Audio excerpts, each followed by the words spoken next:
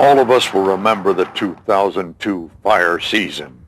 Years of drought, record temperatures, plenty of fuel. At times it seemed all of America was burning. I'm Walter Cronkite. I'd like you to hear something. Situation. Electricity's out in the entire town, and I may have the only working generator.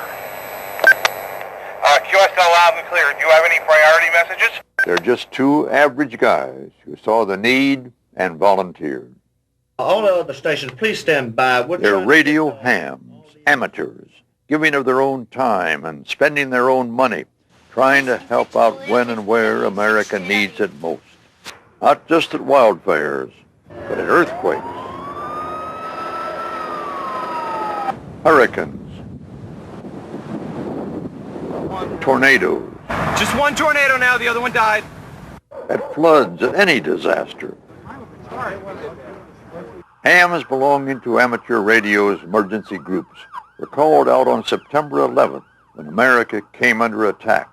Cell phone and landline circuits were jammed and virtually useless, but dozens of radio amateurs helped the police and fire departments and other emergency services maintain communications in New York, Pennsylvania, and Washington, D.C. Their country asked, and they responded without reservation. But being a good Samaritan sometimes brings with it a risk. And sometimes it's not just risky, it's downright dangerous. There's a gas leak! Let's go! Turn around and go that way! Gas leak! That's exactly what happened in Colorado in June 2002 on the 137,000-acre Hayman fire.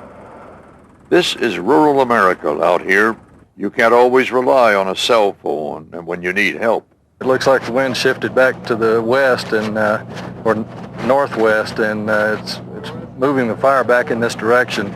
The fire is just right over this ridge here behind me. It's starting to get close. Looks like we're going to have to prepare to get out of here pretty shortly. The sky had already turned ominously dark. The air was thick with smoke, making breathing more difficult. The sun reduced in intensity to little more than a light bulb through the smoky haze.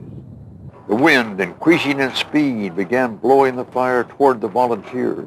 The sheriff came through a little bit ago and asked us how fast we could get out of here. We're basically right across the road from the last fire line. So they stood by their radios, handling emergency communications for the police, the fire, the Teller County Office of Emergency Services. This is West Creek Fire. Ted, could I get a status update, your location, please? Things are pretty quiet.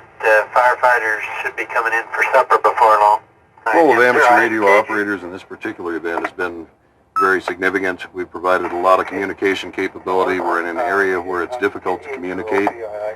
As a result, our capabilities greatly enhance the efforts of law enforcement, of firefighting, of the Red Cross, and the Salvation Army.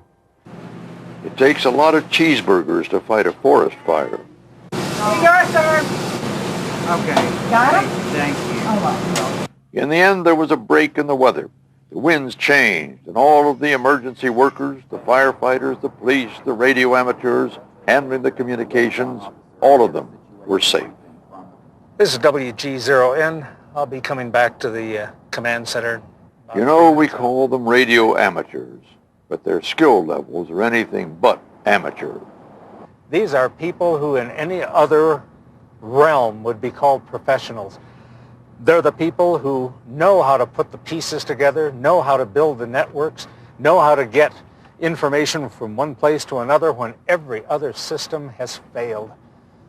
I don't think that's amateur. Ham radio has been around for 100 years, but that doesn't mean out of date. Even America's space shuttle and the International Space Station have ham radio on board, and it's not just for the enjoyment of the crew. Do you tend to reevaluate your life when you look at the Earth? Over. When you float up here above the Earth in our little spacecraft and look down at the great big spacecraft that we all fly on, it makes us all think about what our priorities are. Over. Someone once said, and it's probably true, that amateur radio is the only fail-safe communication system in the world. Many of you know I'm a sailor. I really enjoy being on the sea with the wind at my back, underway, under sail. What most of you don't know is I'm a radio ham too. My call is KB2GSD. And you can bet that when I'm on the ocean, even if the GPS, the radar, and the ship-to-shore fail, I've still got my ham radio station. It really is the best backup communication system in the world. And that's the way it is.